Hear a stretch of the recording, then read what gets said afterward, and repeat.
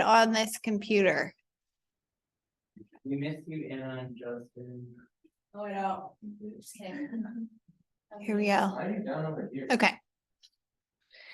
Are we doing? Okay, so you guys are deriving the derivative of arc cotangent.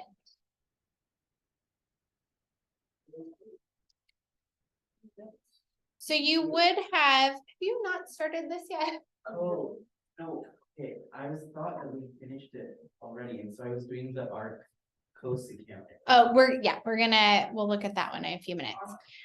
So remember the way that you can rewrite y equals to arc cotangent of x in its equivalent form would be cotangent of y equals to x. And then you can differentiate from there.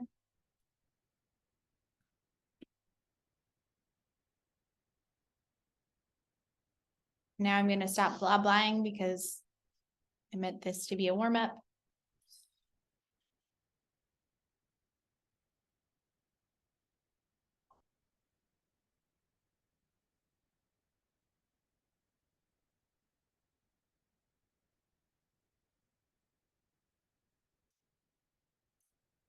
Oops.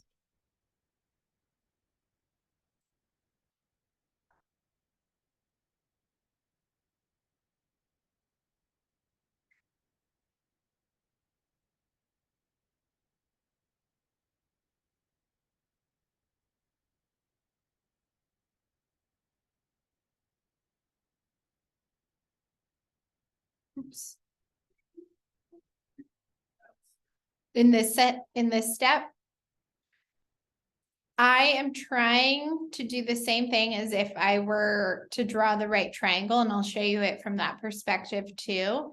But I'm trying to be able to replace cosine squared of y in terms of x. So I'm pulling up an identity, or I'm deriving an identity that I know has cosecant squared in it. All right, so this ends up being 1 plus cotangent squared of y equals to cosecant squared of y. And I'm trying to replace cosecant squared of y. And since cotangent of y is x,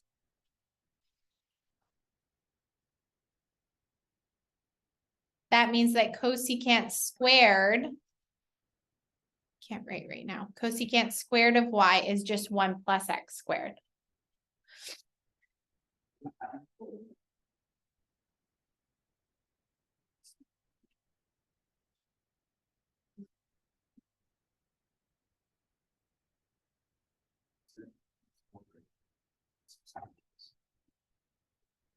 On the top right, I derived one of the Pythagorean identities that you can use in order to rewrite cosecant squared of y in terms of x. So since I know that identity has both cosecant squared and it has cotangent in it, I know I can then replace cotangent of y with x, since we have already defined cotangent of y to be equal to x. You also could have drawn the right triangle. So if you wanted to draw the right triangle here and labeled this angle as y, this is your right angle, right? X over 1, cotangent is adjacent over opposite. So you would have x as the adjacent side, 1 as the opposite side. And then the hypotenuse would be the square root of x squared plus 1, or the square root of 1 plus x squared, however you want to think about it.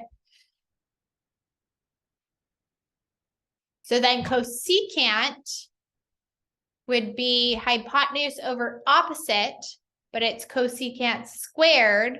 So that would just end up being x squared plus 1. Did you follow that? Okay. Are you trying to keep, that's a cotangent for is, or C, sorry. C for cotangent is square root of x squared plus 1. How do we get to what cotangent is?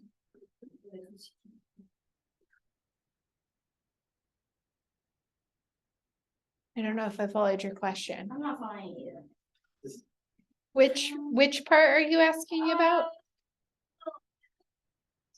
On the triangle. Okay, It's, so on the, it's fine. I know that because that's the adjacent over opposite. right, you were okay with the labeling those sides? Okay, so we started here. And then by Pythagorean theorem, right, x squared plus 1 squared would be equal to a squared, right? So a then ends up being the square root of x squared plus 1. We're trying to replace cosecant squared of y to be in terms of x, which is the same as this, right? Pulling that the exponent out, right? That's the same as cosecant of y times cosecant of y. Cosecant would be hypotenuse over opposite. Oh, they use that information. So then it's just referencing the right triangle, and that just ends up being x squared plus 1. I see.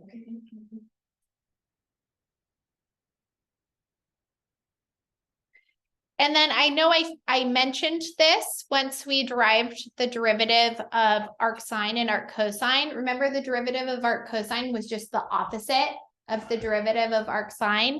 And if you notice, referencing the derivative of arc tangent, the derivative of arc sine is also just the opposite.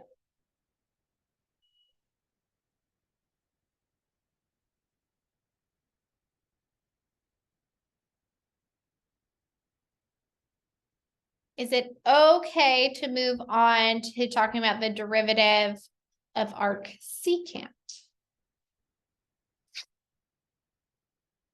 Are we ready for that, you guys? Cool. Okay, so first, rewriting y equals to arc secant of x as secant of y equals to x. Before we move forward and take the derivative, which it looks like I had already started to do, I want to write out the domain of arc secant and the range so that we can reference those. The domain of arc secant would be the range of secant, which is negative infinity to negative 1, union 1 to infinity. And then the range of arc secant is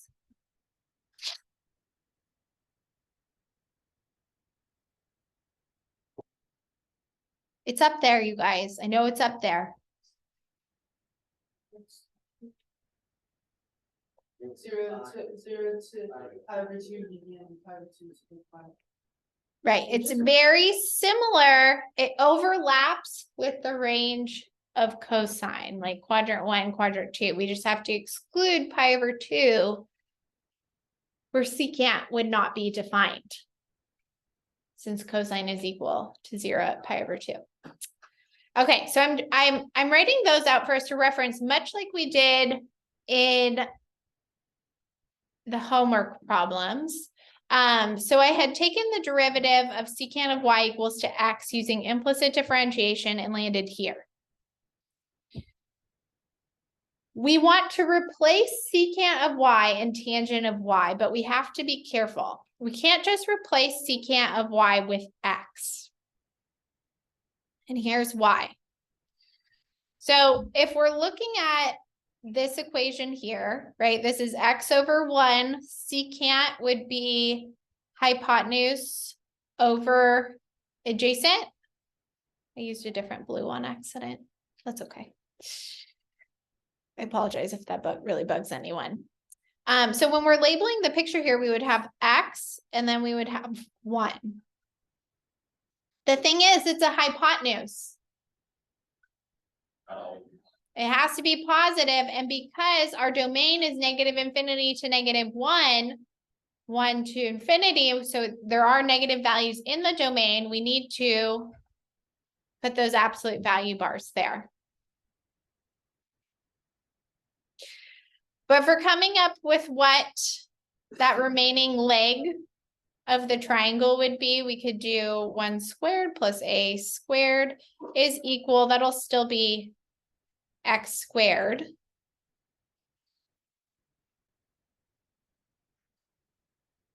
So A would end up being the square root of x squared minus 1.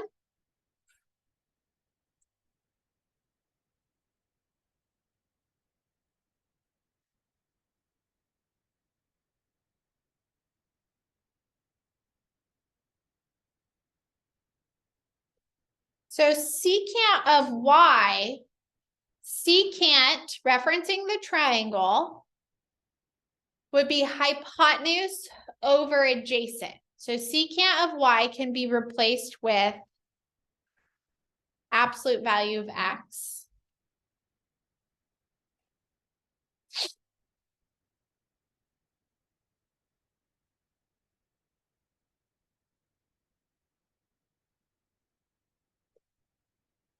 And then tangent of y would be opposite over adjacent, which would be the square root of x squared minus 1 over 1. So tangent of y is just the square root of x squared minus 1. Yes. In just one sec. So notice if we did not have those absolute value bars on x, the dy over dx would be positive and negative. However, if we go back to the graph of arc secant, what do you notice about the graph of arc secant?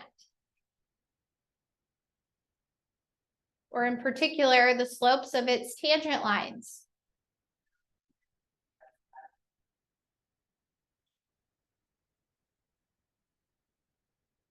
If I were to draw, wait, somebody say it?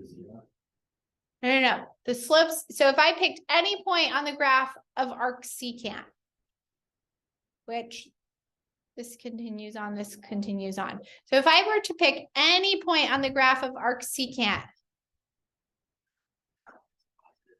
it's always a positive sloping tangent line, which means that arc secant is increasing everywhere. It is, did we talk about monotonic? If a function is either increasing everywhere in its domain or decreasing everywhere in its domain, then it's monotonic. And for a function to be an inverse or have an inverse, it has to be monotonic. So if that x didn't have those absolute value bars, letting dy over dx be negative, that wouldn't be, right? That wouldn't be correct for this graph. You okay? You gonna make it? Time change getting you? Did you guys stay up way too late last night? Yeah. And then this morning? Huh?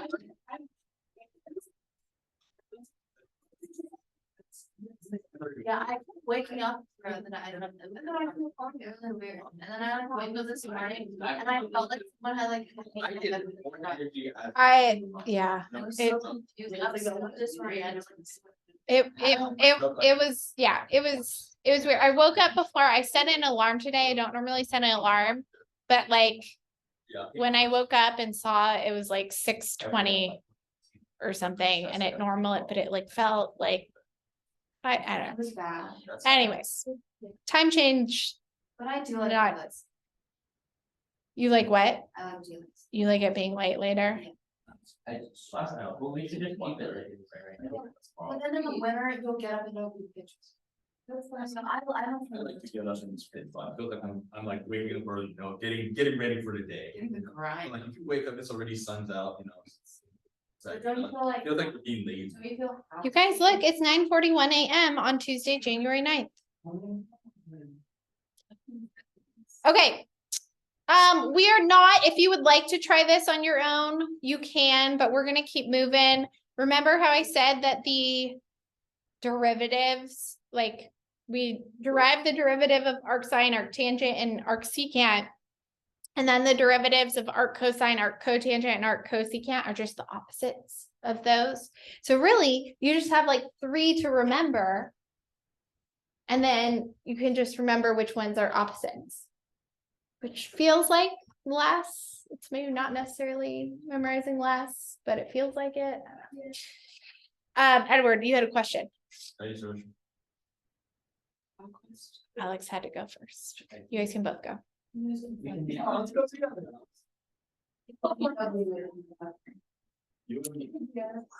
So you guys, we have, now we can kind of treat these, now we can treat these like formulas. And we can differentiate more complicated inverse trig functions. So like if we wanted to differentiate arcsine of 4x, we would think arcsine is the outside function and 4x is the inside function. So then when we take the derivative of the outside, okay, well, what is the derivative of arcsine? It would be 1 over the square root of 1 minus something squared. And if we're thinking chain rule, we go, okay, derivative of the outside, leave the inside alone. So instead of writing x, I am going to write 4x, right? Leave the inside alone. And then times the derivative of the inside would just be times 4. And you're done. If you want to simplify that to be 4 over the square root of 1 minus 16x squared, you can.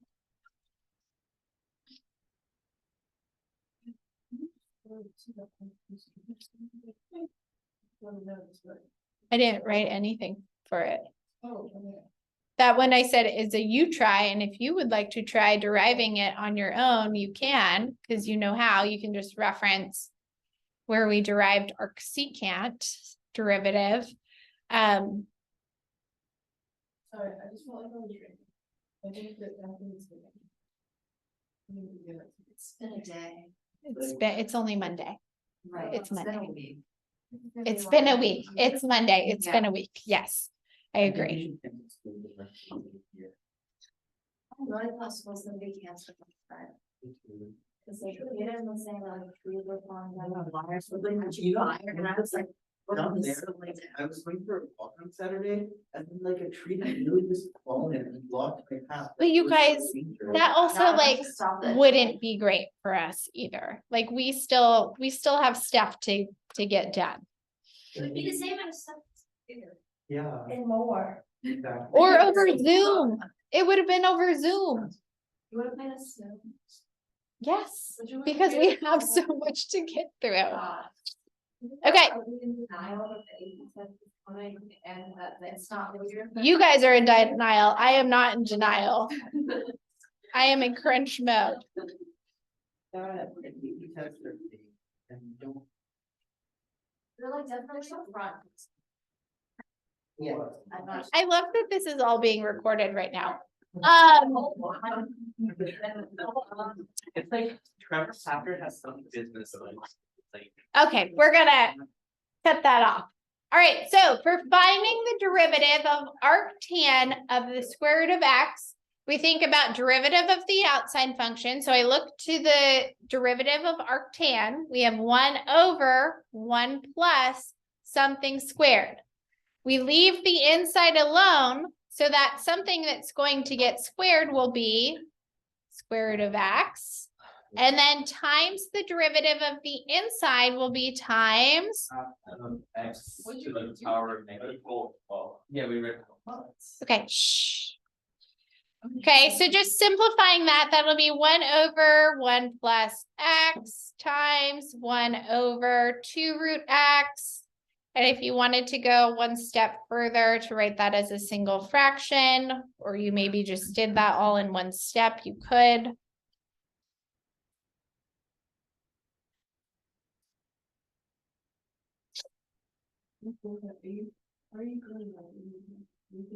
We can talk about this all later. We're going to talk about the derivative of arcsecant of e to the 2x next.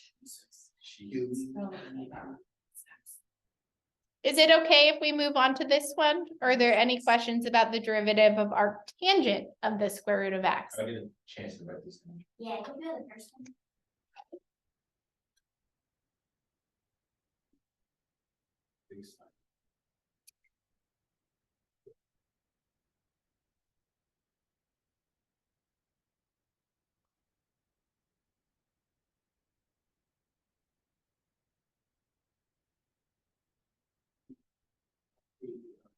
So for arc secant of e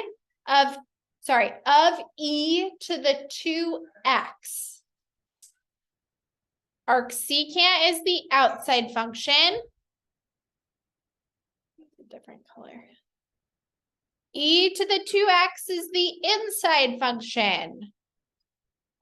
So we think about what the derivative of arc secant is. Right, so 1 over absolute value. So it'll be 1 over absolute value. Absolute value of what?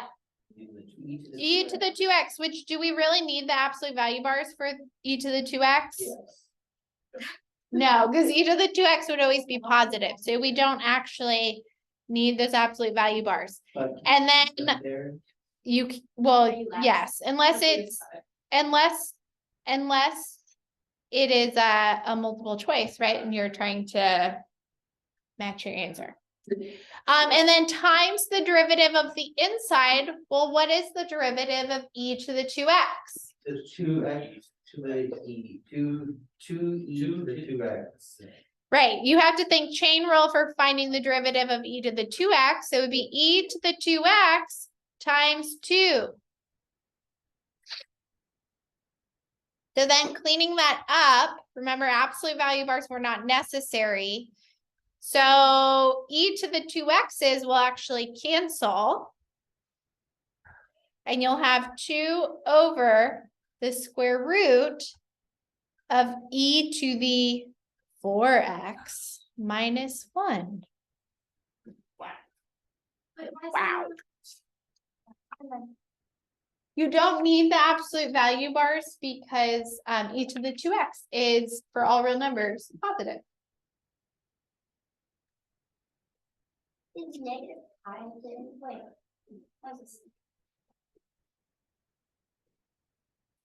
E to the negative 2 pi would still be positive because it would be 1 over e to the 2 pi. No, I was like, negative. That's a mistake. And then I realized. It does. Daylight savings. We got it.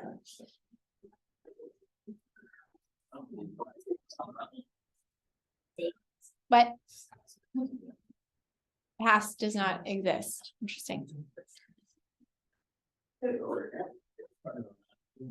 All right, so this is just a different type of question, but the calculus part of it's easy because it's just using the formula for the derivative of inverse cotangent. So this question is asking us to find the equation of the tangent line to the graph of inverse cotangent at x equals to 1.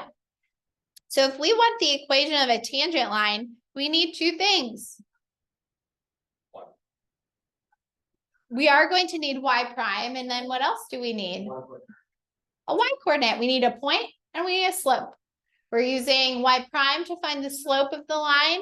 We need to find the y coordinate that goes with that x coordinate. So we go, okay, y equals to inverse cotangent of 1 is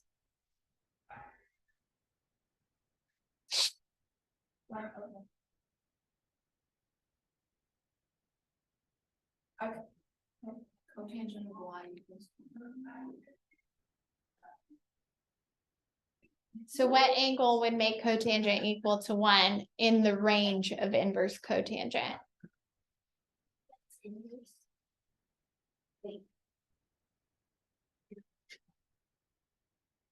First of all, what is the range of inverse cotangent?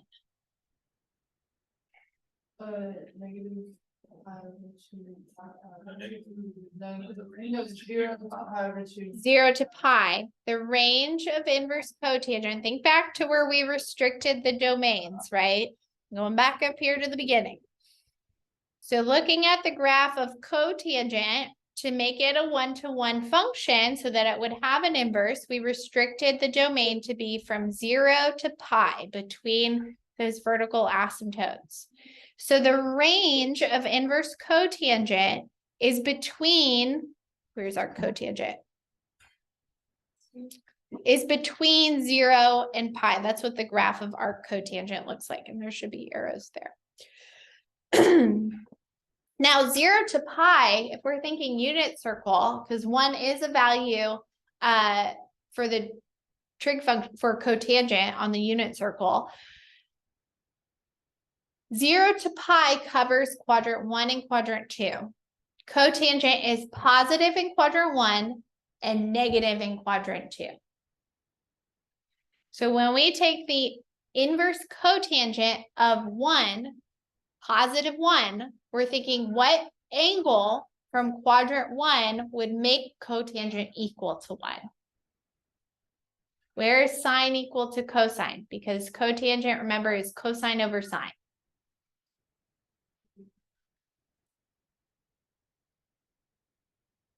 Pi over 4. Pi over 4. Good.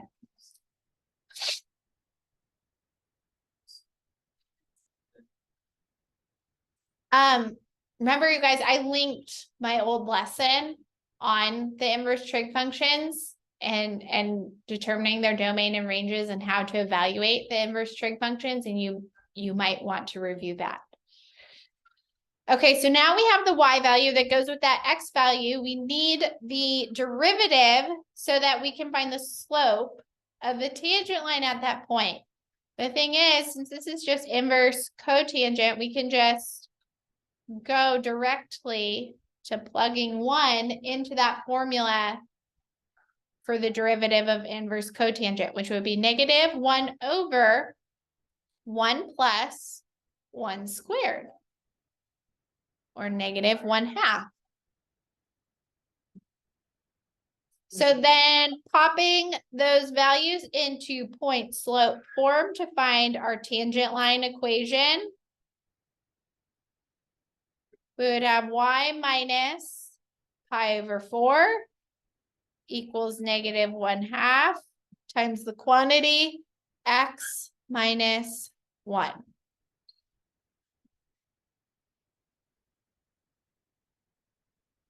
Hardest part was figuring out what inverse cotangent of 1 was. Clear the cobwebs. It's all up there. Just give it. What's interesting is that I'm giving the chapter 6 test to pre-calc honors tomorrow. So like thinking a lot about like the inverse trig function, but just like in a different way. Well, sometimes a different way. Inverse trig functions and solving trig equations.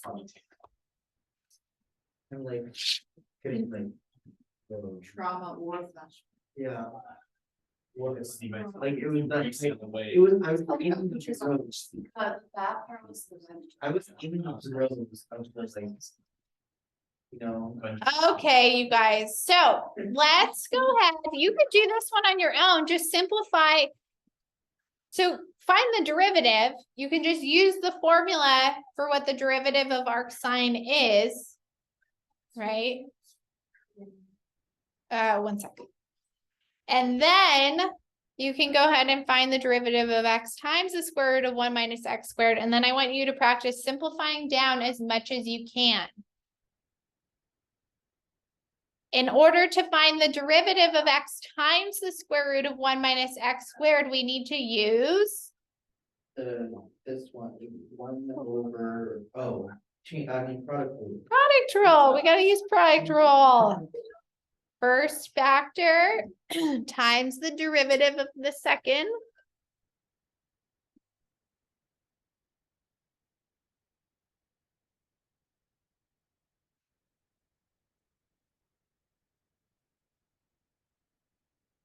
Plus the second factor times the derivative of the first. So this is your product rule. And then we want to simplify as much as possible. Just to practice using those algebra skills. Okay, so that first product I can rewrite as, I'll leave it as that, as minus 2 Oh no, the twos would cancel, huh? So minus x squared over the square root of 1 minus x squared. So those fractions have common denominators. And then we could get a common denominator by with the last part by multiplying by the square root of 1 minus x squared over itself.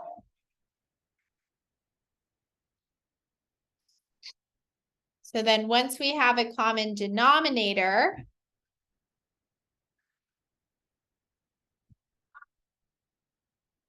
we see that we have 1 minus x squared plus 1 minus x squared, right? Those are, you can almost think of them as like terms. So that would be 2 times 1 minus x squared over the square root of 1 minus x squared. And notice that's the same base. So thinking about exponent properties, that could simplify to be just 2 root 1 minus x squared. Like doing journey. That was a journey, right? And no, what's funny is wasn't the calculus part like the easiest part of it? Yeah. It always is. I just can't do algebra. Negative one plus. I'm actually like surprised with myself. That I checks out. I mean, Checks out. like. It's like, when I was sitting through the SAT on Saturday and looking at the math section, I was like, how am I studying calculus right now? Like, oh yeah. I can't. That stuff is so much more normal than What's your perspective on students? The no, I'm so hot, man. SAT math is. Because you thought the SAT math didn't go well or was hard. Yeah, hard. Especially on math, and they made it so. Well, it's so easy, it's bad. No, but it's like they made it so like they made it calculated one like so simple. You didn't even need a calculator to do it. But then all of like the trig identities and things like that, good for the no calculator. Like, I was like, are you kidding? This is it. I'm so proud of myself. I figured out that cosine x minus sine y. I didn't get it. Yes, I got that one. I saw. That's like. I was like, trig with trig right there. I almost like made a chain problem. I tried to set up a derivative for some reason. I was no. Problems that you could use. You Yeah, don't have to use calculus, but you could. Sean used to like pre-calc things, like he was in the room with me and like Sean was like, oh yeah, we went over this in class. I was like, okay, good for you. Like it's Sean been a too. long time for me. I did everything. Sometimes I think going, then I have to pause for like this for kids using like algebra 1. Algebra 2, a lot of the country only like maxes out at algebra 2. Maybe that was. That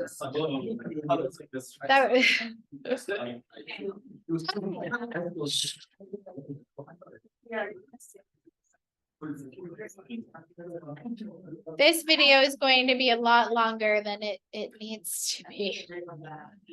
So you guys, next, is it okay to move on to the next example? Okay, so let's first rewrite tangent of arc cosine of x squared as an algebraic expression. So in terms of x, this is what you were doing on your homework, right? So go ahead and try that on your own. And then we're going to talk to you about why you're doing that.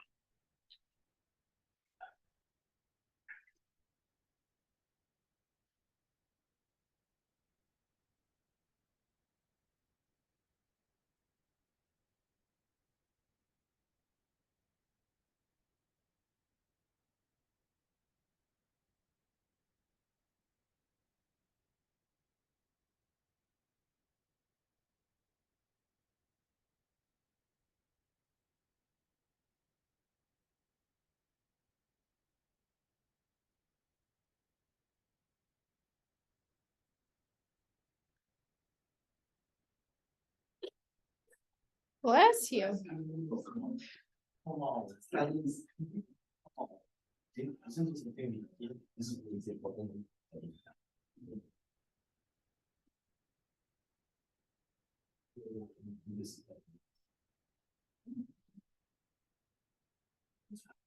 actually did this one.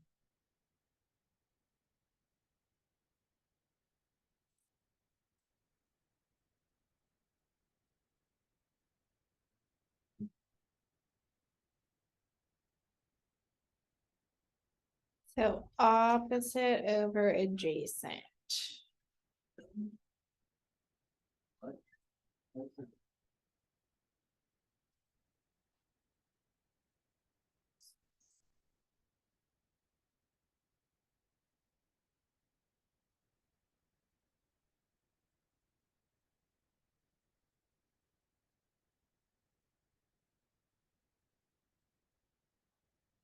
That's what you should get. Do we need to talk about how we got there? Or take another moment if you're still working on it. Oh, brother. Oh, brother. Come on, man. Everybody agrees that like it's still this time around, like I had like 5 people from our grade were in the same room as me, and like we all like convened afterwards. Everybody took a lot to be successful. It was a highly. It was me, Ethan, Cole Chatterjee, Sean, Zafon, Edward, Anna, and Right, the game was called that, SAT. Loser. Oh, yeah. These So are the the other things ones that they was like. like you, I okay? don't know what We did.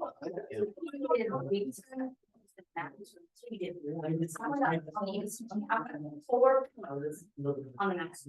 Okay, Just one piece, one, yeah. so if you had to take the derivative of this, and let's say that this was a multiple choice question, you look at what the possible answers are. If the answers have trig in them, then differentiate as is, as tangent evaluated at arc cosine of x squared. You guys know how to take the derivative of that as is. If the answers just have x in it, it might be more efficient to rewrite in terms of x and then take the derivative. This actual example, it's actually easier, I think, to take the derivative as is and then rewrite in terms of x, but I'll show you both ways.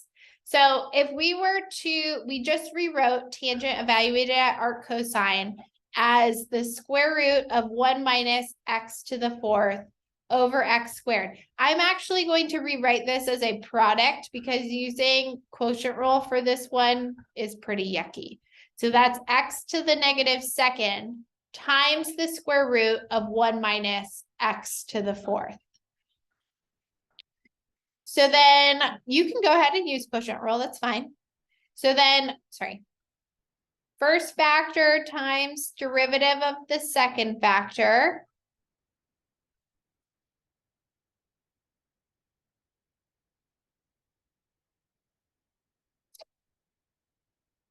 Plus the second factor times the derivative of the first.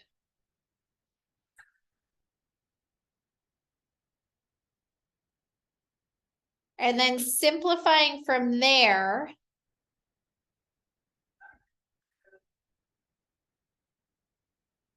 we would have, here, I'm going to do this in multiple steps. So we'd have negative 4x cubed still in the, cubed, still in the numerator. And then 2x squared times the square root of 1 minus x to the 4th.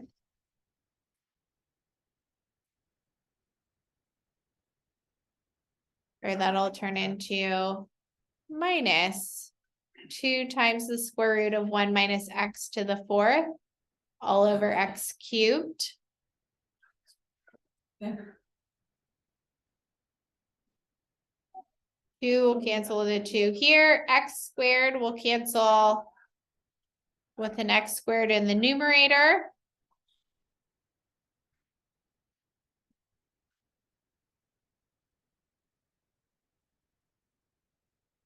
And then to get a common denominator, you could multiply here, I'll do it in a different color. You could multiply the second fraction by the square root of 1 minus x to the fourth over itself. And then you multiply by x cubed over x cubed in the first fraction. So then we get negative 2x to the fourth minus 2 times the quantity 1 minus x to the fourth all over x cubed times the square root of 1 minus x to the fourth, which just simplifies to be negative 2 over that same denominator. Yeah. Yeah. Why would quotient rule be? You end up with complex fractions that you have to deal with. Well, and part of the reason I wanted to show you this is so that I could show you the other way if we hadn't rewritten at first, at least. So if we had left as tangent evaluated at arc cosine of x squared, where you're thinking chain rule, you would be thinking tangent is the outside function. Arc cosine of x squared is the inside function. So you're thinking derivative of the outside is secant squared. Leave the inside alone. Times the derivative of the inside would be using the formula for the derivative of arc cosine, which is up here, but also thinking chain rule. So times negative 1 over the square root of 1 minus something squared. The something will be the x squared, because leave the inside alone, times the derivative of the inside would be times 2x.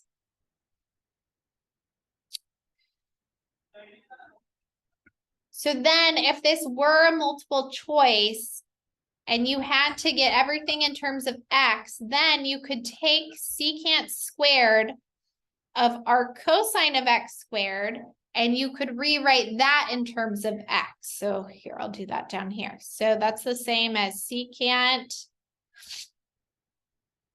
of arc cosine of x squared, all squared, where arc cosine, I could call that theta.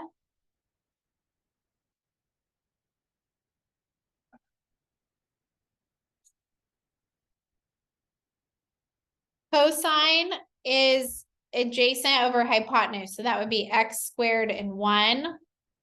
And then secant would be hypotenuse over adjacent. So you don't even have to solve for that other side in this case, which is part of the reason it ends up not being so bad. So that ends up being 1 over x to the fourth. So then we can rewrite this as 1 over x to the fourth times this. Or here, I'll write this as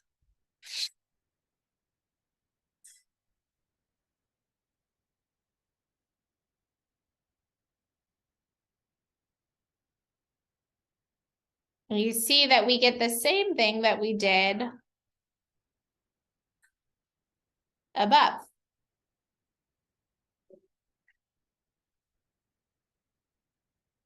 So I don't know. To me, that one actually ends up being a little bit easier, but it's hard to know whether it would be or not. Like rewriting in terms of x before you differentiate or after. It's probably safest to do it before.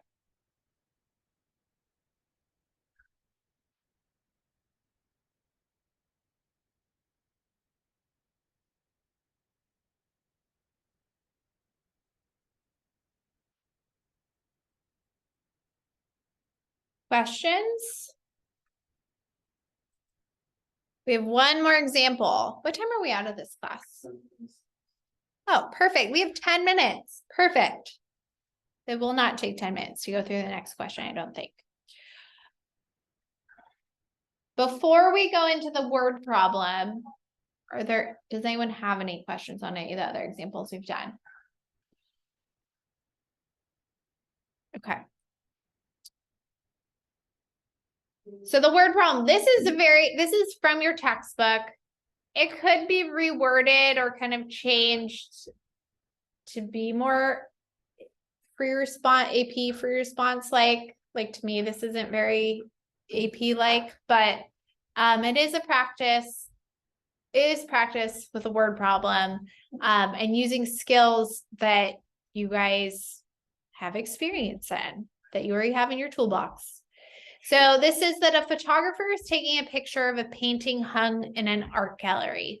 The height of the painting is 4 feet, which you can see labeled in the picture.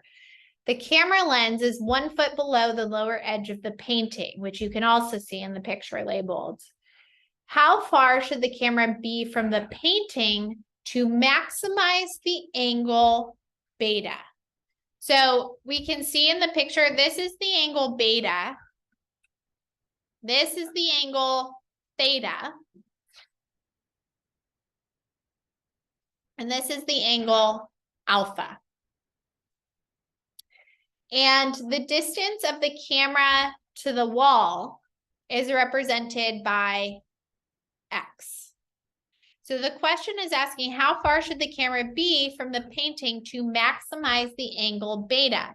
Another way to word that question would be, what value of X will maximize beta?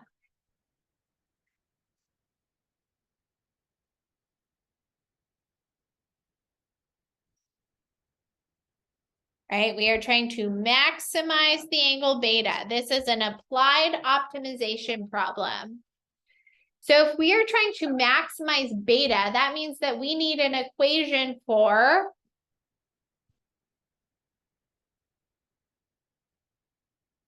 we've done applied optimization in the past. When you needed to maximize volume, you needed a volume equation. When we are trying to maximize beta, we need a beta equation.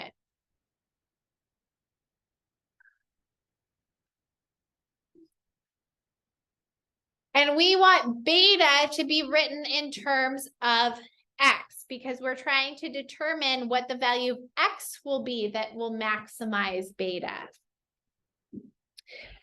So first of all, trying to come up with our beta equation, we can see what's the relationship between those 3 angles.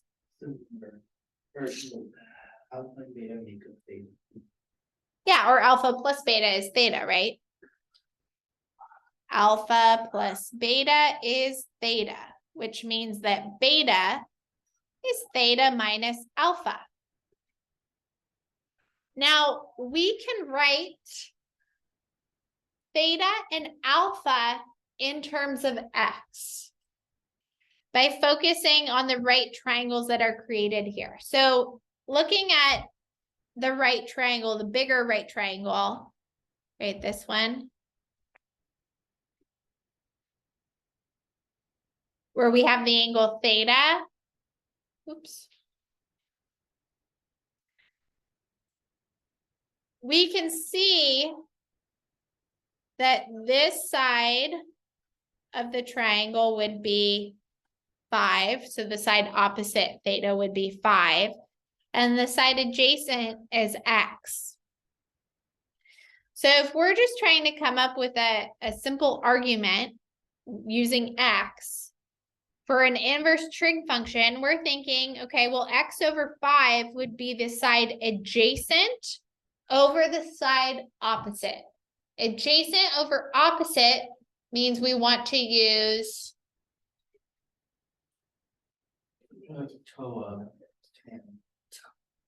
adjacent over opposite would be cotangent. Or we're talking about replacing theta, so we could use arc cotangent, Yeah. Our tangent as well. you'd have x in the denominator. That creates new domain restrictions. So I would not do that. What's the difference between like rectangle and like tangent -1? Like Nothing, different notation. so I like. So like if you used cotangent and put the -1, that, right, but you want to use arc cotangent or inverse cotangent, not inverse tan here. But you can use either notation. When you're dealing with derivatives, it's sometimes easier to use the arc notation because the -1 and the prime, so that those don't kind of mesh. So we can rewrite theta as arc cotangent of x over 5. And then if we look at alpha, if we want to use x over 1, that's just going to be arc cotangent of x. Why are we using cotangent? Because if we used arctan, x would be in the denominator, and that creates new, like, more weird domain restrictions. We want the argument to be x. I don't know if you guys remember, has anyone watched the 6.5, like my old inverse trig video? No. Okay. For evaluating arc cotangent, there's an identity that you have to use. It's not just saying like arc cosecant is equal to arc sine of 1 over x, like there is for arc cosecant or arc secant. Arc cotangent has a different identity. And we can talk more about that later, or you can go back in those lessons. I don't know if it'll come up here, but we want to just have the argument as being x. Okay, so now we are trying to maximize beta. X is going to have to be greater than or equal to 0. We don't have a closed interval. What do we need to find what? Yeah, we're going to use the first derivative test. To perform the first derivative test, though, we need the derivative in order to find the... Well, we use the first derivative test to identify extrema, relative extrema. That's the point of inflection. We need the derivative in order to find critical numbers or critical values. So we need d beta over dx. Okay, thinking chain rule for our cotangent of x over 5, that would be -1 over 1 plus x over 5 squared times 1/5. And then it'll end up being minus -1 over 1 plus x squared, which would just be plus 1 over 1 plus x squared.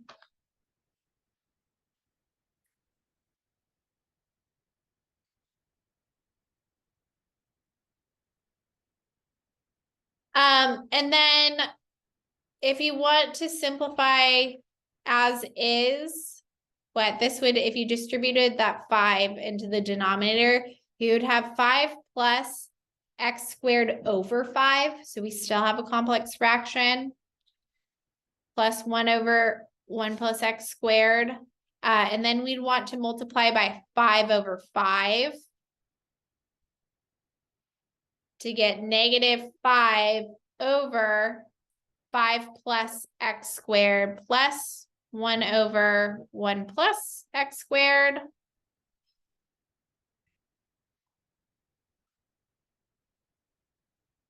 From here, you can get a common denominator. We'll wrap this one up next time. There's only one word problem on the practice.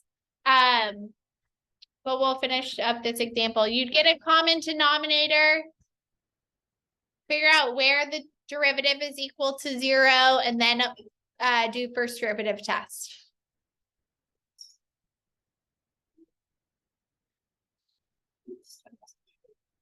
Thank you.